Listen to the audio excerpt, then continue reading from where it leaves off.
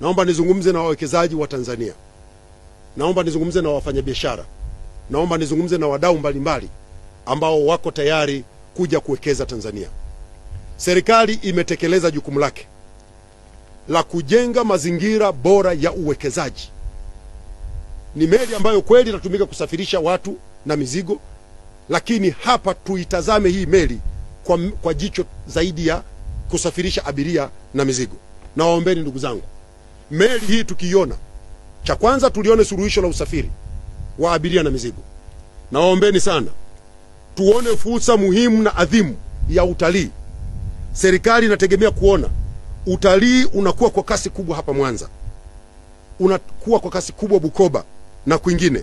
Watalii waje hapa Mwanza, watembelee maeneo mbalimbali ya utalii ya kanda ya Ziwa, waende Serengeti, waende Rubondo, waende Burigi Chato.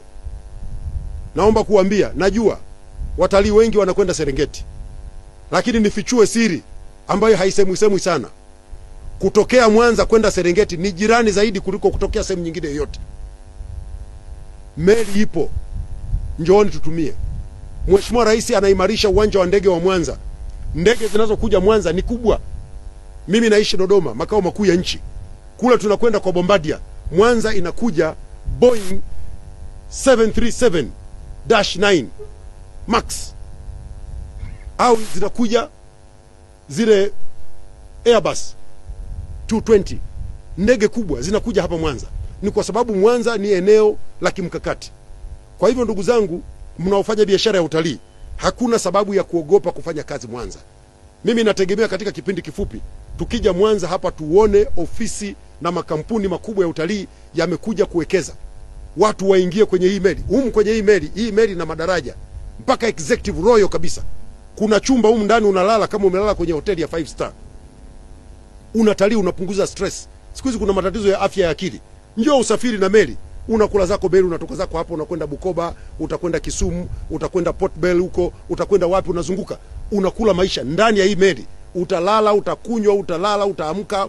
Wanaotaka kufunga ndoa, utafunga ndoa humu ndani, utafanya sherehe, vipaimara, komnyo ya kwanza na kila kitu unaweza kufanya ndani ya hii meli. Tutumie meli hii kiutalii.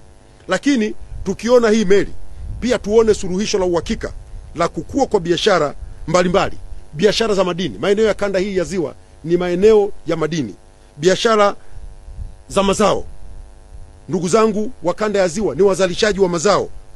Pamba, mazao ya mifugo, nyama, samaki, maziwa.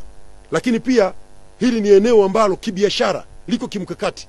Ukifanya biashara maeneo ya kanda ya Ziwa na uwepo wa meli hii, una uhakika wa kufanya biashara Tanzania, Kenya, Uganda na kote ambako uwepo wa meli hii unawezesha ama unarahisisha mambo ya kufanya biashara.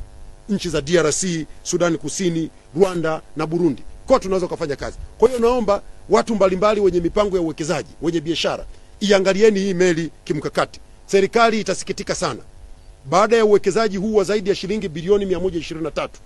Tuone meli hii inakosa abiria. Tuone meli hii inakosa mizigo. Tuone meli hii haifanyi watu wafanye biashara. Watu hawapati pesa.